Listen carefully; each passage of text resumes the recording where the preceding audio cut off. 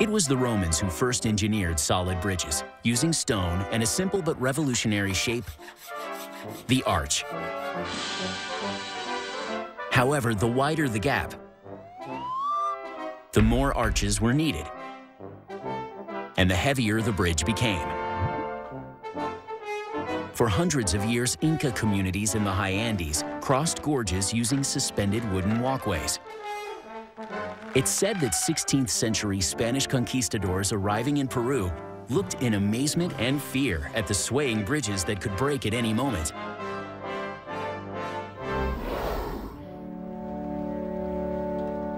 It wasn't until 1826 that a brilliant engineer utilized new building materials and a new approach to change the bridge game forever.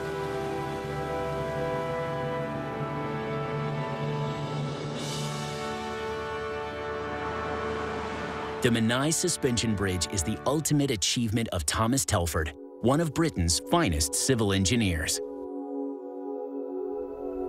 Telford was an accomplished engineer, of course. At this stage, he had designed canals and roads and bridges. He'd never built anything on this scale before, and so this bridge was to be really his greatest challenge. The Menai Strait separates mainland Wales from the island of Anglesey. Centuries ago, bridging it would have been impossible. A traditional Roman arch design would not only be enormous, it would block the passage of tall ships along the waterway.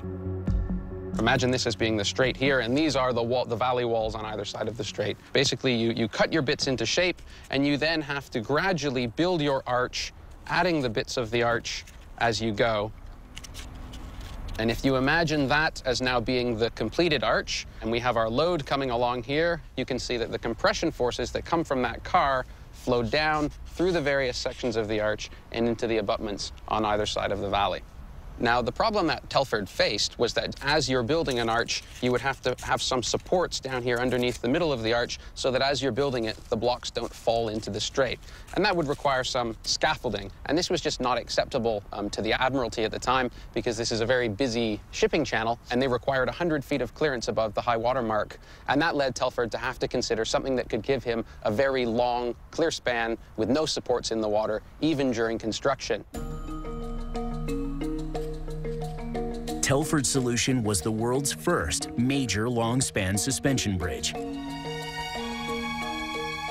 For a suspension bridge, you need two very strong abutments, and then you need two towers. And then what you do is once you've built your towers, you take a cable like these guys, and you string these up and over the towers, and then you drop hanger cables down from the main cables, and then put your bridge deck in place. And then once your bridge is completed, if you have a load that comes along, say our car here, it comes along, and now when the load gets out near the middle of the span, the load from the car then gets transferred up through the hanger cables into the main cable up over the tower. The tension in that cable gets anchored in these strong abutments, and the compression force here goes down into the foundations in the bedrock. That's essentially how a suspension bridge works, like this beautiful bridge we have here. Telford's suspended deck was a stroke of engineering genius. The key advantages of a suspension bridge are that you can span long distances with no supports below the bridge deck. So you can get very long, clear, unsupported spans because all of the support is coming from the suspending cables and the main cables up above you. So below the bridge deck, there's absolutely no obstructions, which in a strait is obviously a very important thing.